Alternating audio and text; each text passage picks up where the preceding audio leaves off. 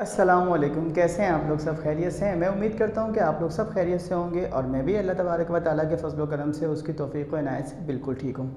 आप लोग सब जानते हैं कि रमज़ानुल मुबारक के बिल्कुल आखिरी अय्याम जारी व सारी हैं और आजकल हम फ़र्स्ट ईयर मैथमेटिक्स के चैप्टर नंबर 12 की एक्सरसाइज 12.1 के क्वेश्चन नंबर 2 के कुछ पार्ट्स कर रहे थे।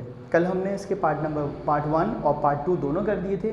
आज हम इंशाअल्लाह अज़ीज़ पार्ट 3 और पार्ट 4 करते हुए ये क्वेश्चन को ख़त्म कर देंगे।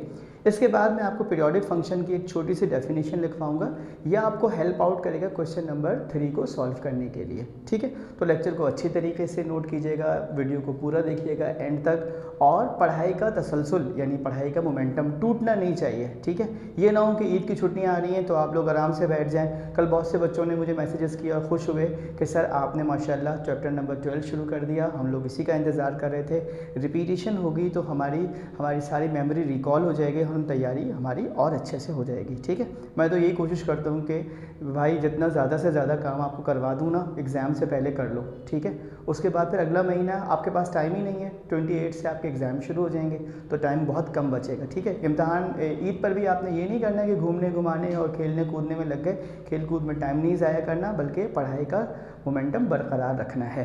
ठीक है, कल हमने कहा था कि 12.1 के क्वेश्चन नंबर 2 को करते हुए हमने कहा था कि अगर हम x की वैल्यू को नेगेटिव कर दें और हमारा फंक्शन भी नेगेटिव हो जाए तो उसका मतलब है वो ऑड फंक्शन होता है, और अगर हम x की वैल्यू को नेगेटिव कर दें और हमारा फंक्शन पॉजिटिव हो जाए तो उसका मतलब क्या है कि वो इवन फंक्शन है। पॉजिटिव हो जाने का मतलब ये है कि सवाल ना रिपीट हो जाता है। अगर आप x की वैल्यू को नेगेटिव करें जैसे कि आज होगा तो f ऑफ x या f ऑफ k या f ऑफ x जो भी होगा आपका फंक्शन होता है ना, वो क्या हो जाता है, रिपीट हो रहा है। तो अगर आपका फंक्शन रिपीट हो रहा है तो उसका मतलब वो इवन फंक्शन है। और अगर वो अनइक्वल आ जाए फंक्शन के तो फिर वो ना तो ऑड होता है ना ही इवन होता है। अगर आप x को माइनस करें और पता चला सॉल्व करते करते करते सिंप्लीफाई करते करते करते आप नीचे चले गए और पता चला कि वो फंक्शन के बराबर भी नहीं आ रहा, नेगेटिव भी नहीं आ रहा, पॉजिटिव भी नहीं आ रहा, तो ना तो वो इवन होगा ना ही फिर वो ऑड फंक्शन होगा। ठीक है, कुछ लोगों ने कहा कि बहुत दिनों से शेर नहीं कहे, आप शेर पढ़ दें, तो अभी मेरे जहन में एक शेर याद आया है तो मैं आपको सुना देता हूँ, आपको अच्छा लगेगा। तेरी हर बात मोहब्बत में गवारा करके, तेरी हर बात मोहब्बत में गवारा करके, दिल के बाज़ार में बैठे हैं खसारा करके। दिल के बाज़ार में तो खसारे ही होने, नुकसान ही नुकसान है। ठीक है, तो चलें आते हैं, फर्स्ट ईयर का मैथ्स है, एक्सरसाइज है 12.1, क्वेश्चन नंबर है 2, determine whether the following trigonometric functions are odd even और नाइदर ऑड और इवन। ठीक है जी, ये सवाल वही है जो हमने कल लिखवाया था।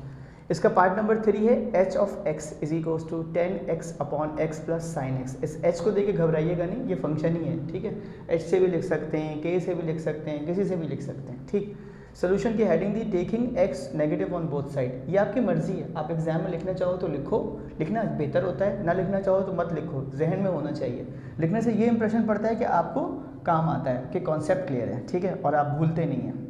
तो जहाँ जहाँ x होगा वहाँ वहाँ माइनस कर लगा देंगे, ये हो जाएगा h of minus x is equals to 10 minus x upon minus x plus sine minus का x। ठीक है जी, माइनस की साइन को बाहर निकाल देंगे, 10 से पहले आ जाएगा, और ये माइनस की साइन से पहले आ जाएगी, माइनस साइन बन जाएगी। सही है जी, यहाँ तक तो बात क्लियर है ना, आसान है। अब देखो माइनस की साइन यहाँ से कॉमन ले लूँगा और ऊपर माइनस की साइन से इसको क्या कर दूंगा मैं, कैंसिल। तो जैसे ही मैं कैंसिल करूँगा ना तो मेरा फंक्शन जो है ना सवाल रिपीट हो जाएगा, यानी फंक्शन आपके पास क्या हो गया, रिपीट हो गया। रिपीट हो गया इसका मतलब है इवन हो गया। तो आप सिर्फ लिख देंगे h of minus x is equals to h of x, यानी जो दिया था वही आ गया। जो भी सवाल दें वो आपके पास वैसे ही आ जाए, इसका मतलब है वो इवन फंक्शन है। ठीक है, अब इसका पार्ट 4 कर लेते हैं बेटा। k of x is equals to X का cube sine X plus cos X. वही लिखेंगे, solution taking x negative on both side. Optional है, मैं बता चुका हूँ पहले भी, लिखना चाहो तो लिखो, ना लिखना चाहो तो कोई बात नहीं।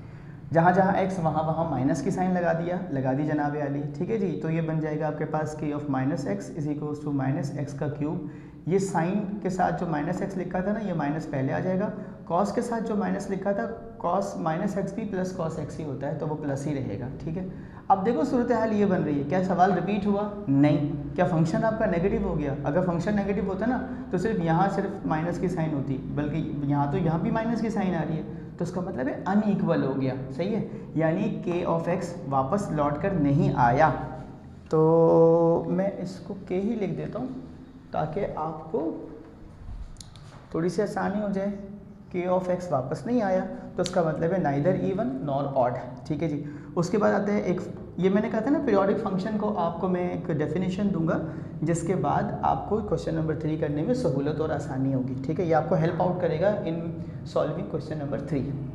Sign x cos x and tan x are called periodic function. ठीक है भाई, साइन एक्स हो, कॉस एक्स हो या टेन एक्स हो, ये कहलाते हैं पीरियोडिक फंक्शन। क्यों कहलाते हैं? Because if the graph of these functions are drawn, they repeat their shapes at a certain values। तो अगर आप इसको ग्राफ बनाते हैं ना sin x का, cos x का या tan x का, तो एक मखसूस वैल्यू पे जाके ये अपनी शेप को क्या कर रहा होता है? रिपीट। जहाँ कुछ मखसूस वैल्यूज़ आती हैं जहाँ पे ये शेप को क्या कर रहे होते हैं? रिपीट। इसलिए ये कहलाते हैं आपके पास पीरियोडिक फंक्शन। सही है।